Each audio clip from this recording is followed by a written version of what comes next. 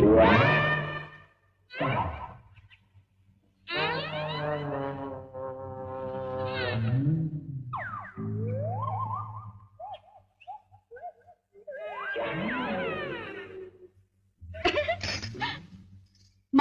দিদি এদিকে কাজ সারছে, মোচাটা কিভাবে কাটি একটু দেখিয়ে দিন না। হাত কপাল, এত বড় ধাড়ি মেয়ে হয়েছে এখনো মোচা কাটতে পারো না? তোমার মামি তাহলে একদিন কি শিখিয়েছেন তোমাকে?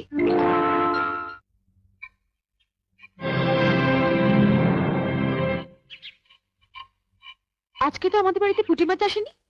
এই পুঁটি মাছ এলে কোত্থেকে? লতিকাদের বাড়িতে আজ কাজের মেয়েটা আসেনি, ওগুলো কাটতে দিয়ে গেছে। ওর নাকি আজ ঠাকুর এসেছে, সে নাকি পুঁটি মাছ খেতে খুব ভালোবাসে। এদিকে তোমার অসুস্থ ছেলে খিদের জ্বালায় কাঁদছে, আর তুমি লতুর ঠাকুরপোকে পুঁটি মাছ খাওয়ানোর জন্য। সব কথাতে এভাবে হেসো না তো। ওঠো ওঠো বলছি। তুই তো লতুকে চিনিস, এসে যদি দেখে মাছ কাটা হয়নি। সে আমি বুঝবো, তুমি হাত ধুয়ে ছেলের কাছে যাও। না ছোট, আমি কেটেই যাব।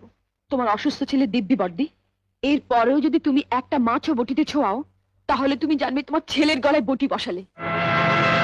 এ তুই কি দিবি দিলি ছোট? ওঠো ওঠো বলছি, এসো।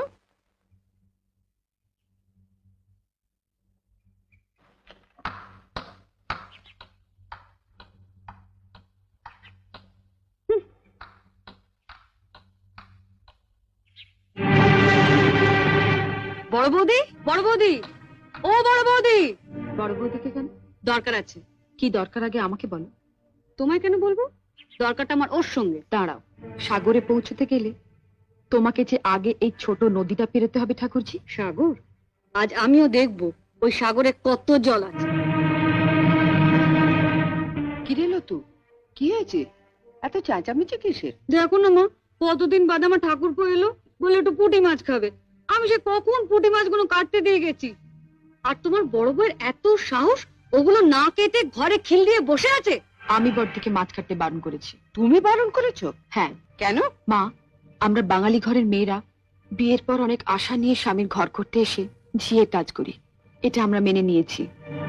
কিন্তু তাই বলে পাড়া প্রতিবেশীর বাড়িতে ঝি না এলে তাদের বাড়ির ঝিয়ের কাজও আমাদের করতে হবে, এটা আমি কিছুতেই মেনে নিতে পারবো না।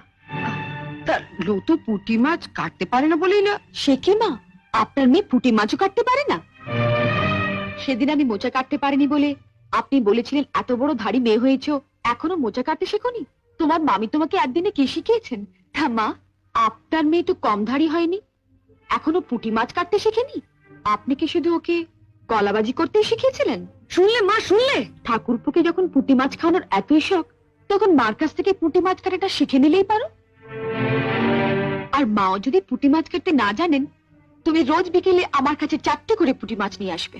আমি তোমাকে শিখিয়ে দেবো বটিতে ঘষে ঘষে পুঁটি মাছের ছাল কিভাবে ছাড়াতে হয়। কেমন?